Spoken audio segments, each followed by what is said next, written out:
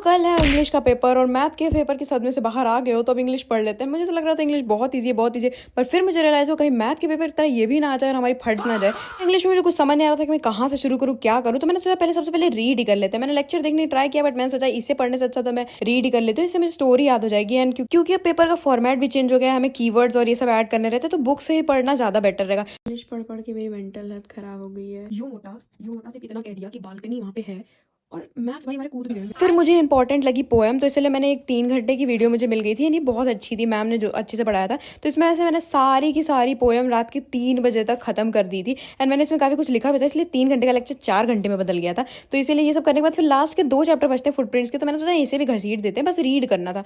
फिर अगले दिन बस मैं नॉर्मल स्टार्ट करती हूँ, ग्रामर बचता है। मैंने इसलिए लास्ट में रखा था कि मुझे लगा इसको तो तुक्का मारते हैं ना, जो सुनने में ज्यादा अच्छा लगता है वही किया जाता है। बट फिर मैं भूल गई थी कि आप बोर्ड्स है ना कि नॉर्मल स्कूल पेपर। फिर मैं शाम को चली गई थी पेन लेने। अब ये मत पूछना कि पेन मेरे पास नहीं थी क्या थी, पर मेरी उससे राइटिंग अच्छी नहीं बन रही, तो मैं दूसरी पेन लेने आई थी, पर मैं यहाँ पे कुछ और ही खरीदने लगी थी। दैट्स इट, आज के लिए इतनी पढ़ाई बहुत है। तो मेरा ये भी कंप्लीट हो गया है एंड अब बस मैं लिटरेचर का रिवीजन कर रही हूँ, क्योंकि मैंने पूरे दिन लिटरेचर नहीं पढ़ा, मैंने बस ग्रामर राइटिंग सेक्शन और यही सब मैं देख रही थी, क्योंकि उससे ही सब कुछ आता है।